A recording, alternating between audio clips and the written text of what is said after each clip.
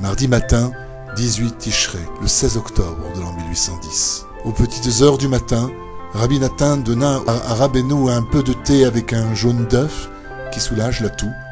La personne qui s'occupait de Rabbi Nachman se réveilla et entra dans la pièce pour prendre soin de Rabbi Nachman. Rabbi Nathan en profita pour aller au mikvé et il revint rapidement.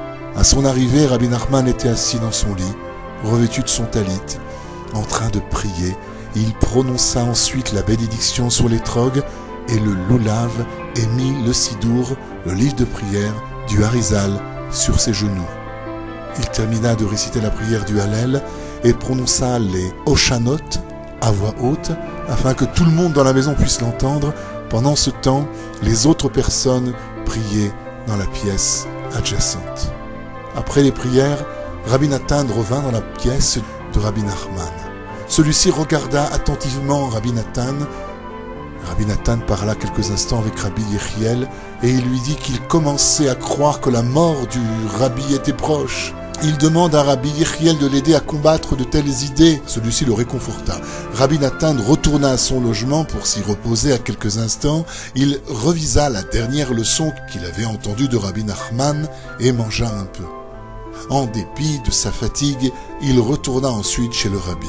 Lorsqu'il arriva dans la chambre de Rabbi Nachman, il y avait une grande agitation. Rabbeinu Akadosh était assis dans sa chaise, mais sa vie le quittait. Un homme qui venait d'arriver de la ville de Terovitsa se tenait à ses côtés et, plus que toute autre personne présente, il s'occupait de Rabbi Nachman. C'est le rabbi lui-même qui lui avait promis de nombreuses années auparavant que cela serait son rôle. Plusieurs personnes soulevèrent le corps de Rabbi Nachman, dont l'homme de Terovitsa, et le déposèrent dans son lit. Rabbi Nathan tenait sa main. Mardi après-midi, 18 Tishré, 16 octobre 1810. Au début de l'après-midi, Rabbeinu Akadosh était assis dans son lit, habillé de son plus beau vêtement.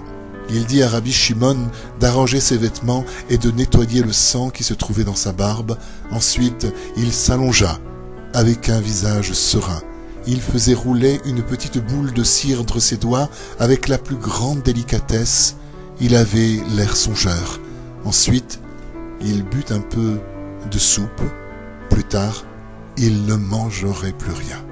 Tandis que Rabbi Nachman était allongé dans son lit, un coup de vent inhabituellement puissant souffla et plusieurs rochers déboulèrent du haut de la colline voisine.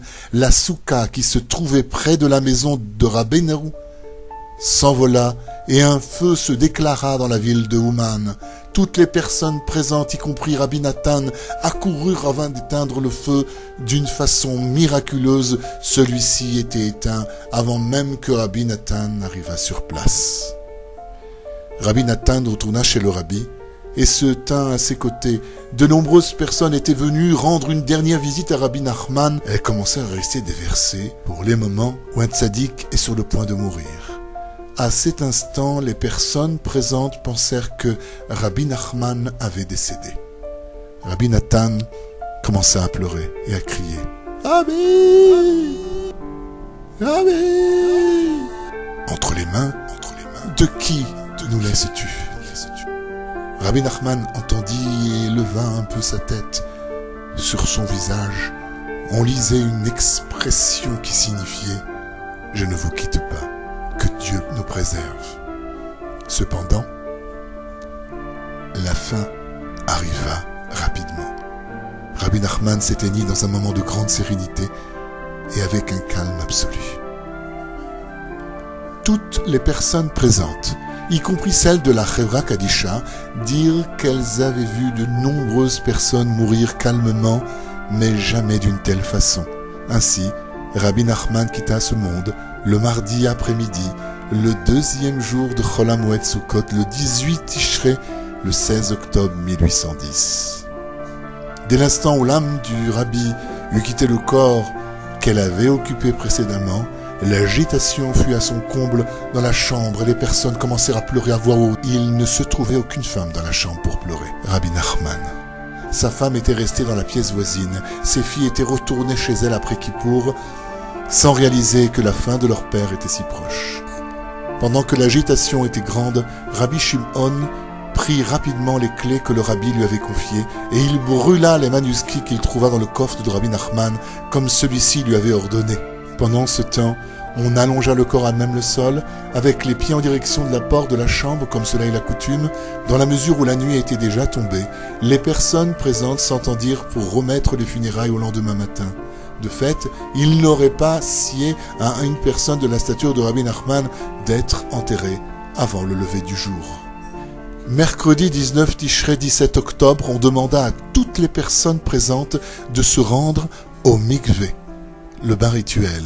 Ensuite, le groupe de personnes pria ensemble les prières du matin. Quelqu'un demanda à Rabbi Nathan la façon dont il fallait conduire les obsèques.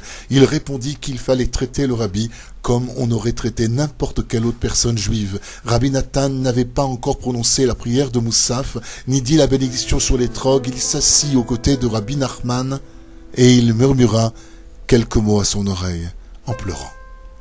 Les personnes de la Chevra Kadisha arrivèrent et commencèrent à préparer le corps pour l'enterrement. Elles enveloppèrent le corps dans le talit et le placèrent sur la table.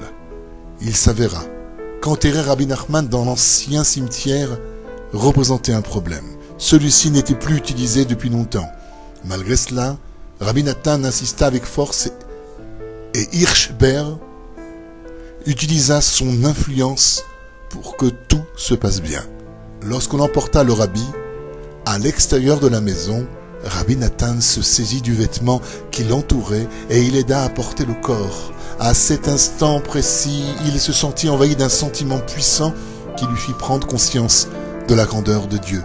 Une civière fut faite à l'aide du bois de la chaise sur laquelle Rabbi Nachman s'était assis pour donner sa dernière leçon de Rosh Hashanah. Plusieurs milliers de personnes vinrent assister aux funérailles. On enterra Rabbeinu Akadosh à la place qu'il avait choisie. Parmi les martyrs de l'ancien cimetière d'Ouman, un vieil homme aux allures mystérieuses assista à l'enterrement pour disparaître immédiatement après. Rabbi Nathan pleura abondamment. Hirschber lui dit « Tu penses que tu as perdu le rabbi ?» Nous avons tous perdu le rabbi. Si Rabbi Nachman avait vécu encore un peu, nous nous serions tous repentis et nous serions tous devenus des tzadikim. Lorsque Rabbi Nachman avait apporté le sujet de sa mort imminente un mois auparavant, les chassidim présents autour de lui avaient soupiré et demandé « Que ferons-nous? Avec qui allez-vous nous laisser ?» Rabbeinu avait répondu « Simplement restez ensemble, et vous serez de bons juifs. Non seulement cela, mais vous pourrez être des tzadikim, car Dieu m'accordera certainement les choses que j'avais toujours désirées. J'ai accompli et j'accomplirai. »